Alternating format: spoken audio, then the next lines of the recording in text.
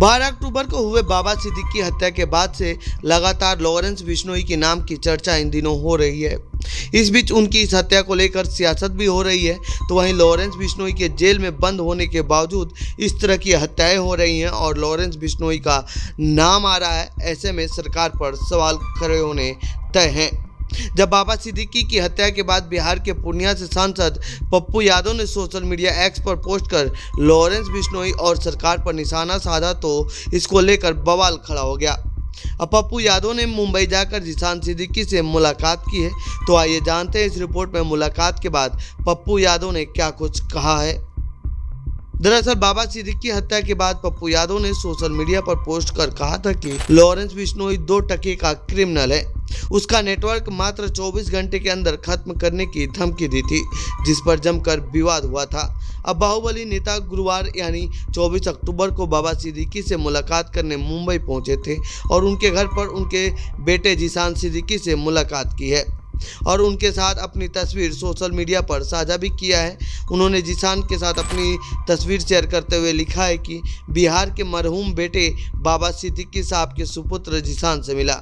मैं हर परिस्थिति में उनके परिवार के साथ हूं।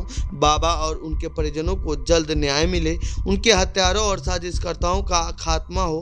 कानून संविधान से ऊपर कोई नहीं। हालांकि पिछले दिनों एक प्रेस कॉन्फ्रेंस के दौरान पप्पू यादव ने इस मामले पर बात न करने की चेतावनी दी थी और पत्रकारों से इस पर सवाल न करने को कहा था। इसका भी वीडियो सोशल मीडिया पर वायरल हुआ था। बाद में उन्होंने बताया कि वो इसलिए प्रेस कॉन्फ्रेंस इस मुद्दे पर नहीं करना चाहते थे क्योंकि जहरीली शराब की वजह से हुई मौतों का मामला दब जाता।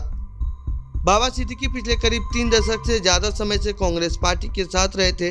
पिछले साल ही उन्होंने एनसीपी का हाथ थामा था। उनके बेटे जीशान सिद्दीकी कांग्रेस की टिकट पर साल 2019 में बांद्रा ईस्ट से विधायक चुने गए थे, लेकिन इस बार कांग्रेस ने ये सीट शिवसेना यूवीटी को दे दिया है, जिसकी वजह से जीशान ने एनसीपी का हाथ थाम लिया है और अब बांद्रा ईस्ट से एनसीपी के टिकट पर चुनाव लड़ेंगे। इस दौरान उन्होंने क्या कुछ कहा है, सुनिए। परसों आपने देखा महाविकास आघाड़ी ने अपना कैंडिडेट डिक्लेयर किया और कांग्रेस की जो सिटिंग सीट है वो वापस शिवसेना उबट्टा को दे दिया। तो ये बहुत ही दुर्भाग्यपूर्ण है। पिछले कई दिनों से कांग्रेस के भी लीडर, महाविकास आघाड़ी के लीडर मेरे संपर्क में थे।